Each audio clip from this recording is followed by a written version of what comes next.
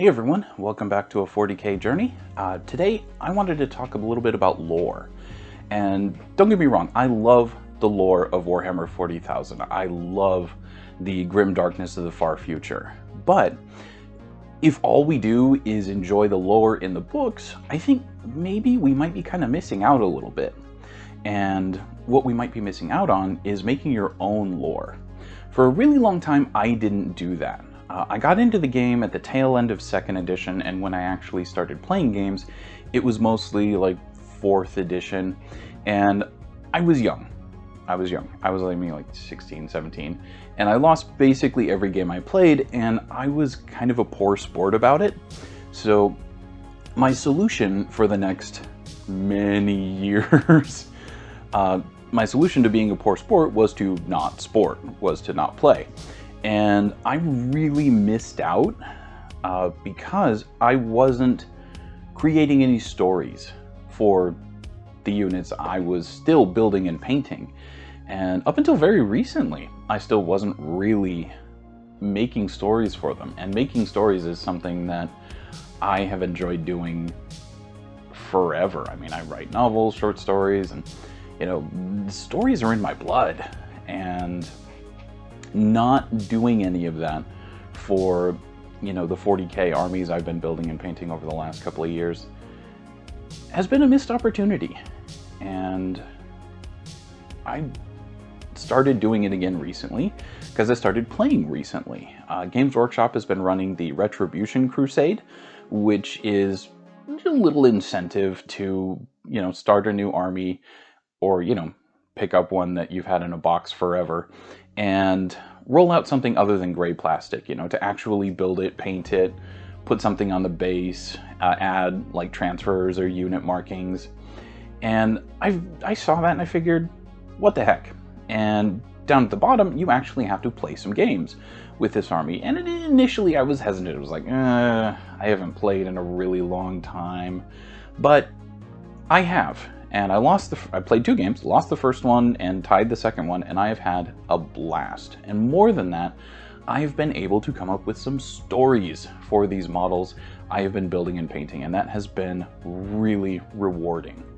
I think part of my problem is that when I first started, I took things too seriously.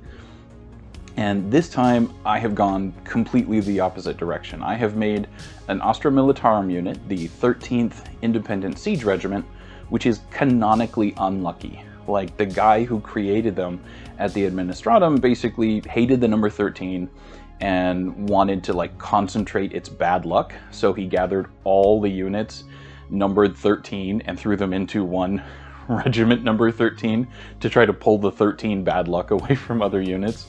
So my army is canonically unlucky, and they get, so far, they have been decimated in both games they've played, but that's totally on brand for them, and I have loved that. It has been a lot of fun. So yeah, I really just had to lighten up a little bit, you know, to not take it so seriously.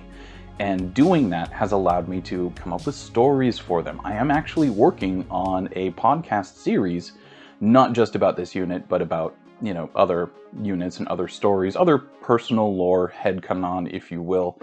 And it has been immensely rewarding writing these stories. And I would really encourage you to do that for your own.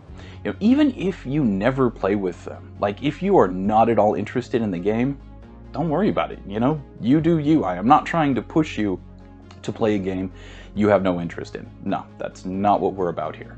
What I am encouraging you to do is to do a little writing, to do a little story building, and to tell some stories about those models that you've been working on. And this doesn't have to be confined to Warhammer 40K, you know? Whatever you're working on, even if it's not a war game, like if you're just building scale models, we can still tell stories through scale models. Quick example, I have a 135 Panzer II Ausführung G, and I apologize, my German's my 4th language, so it ain't perfect, that I kind of converted from a Panzer II L, because they're externally pretty similar.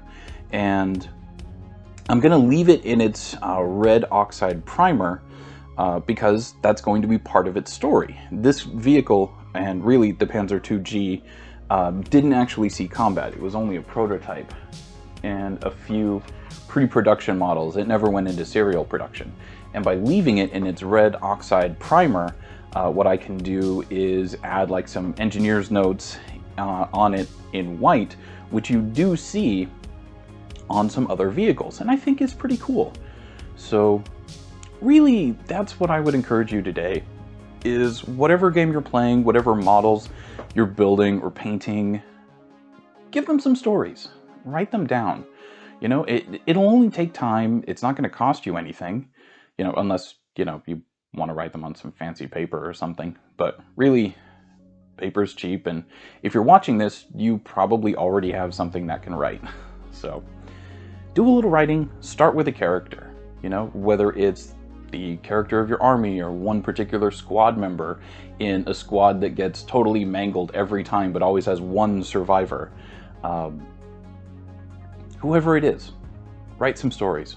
And if you do, or already have, please tell me about them in the comments. I would love to hear about the stories that you have come up with for your models. So, thanks so much for watching. Have yourselves a great week. I'll see you on Tuesday.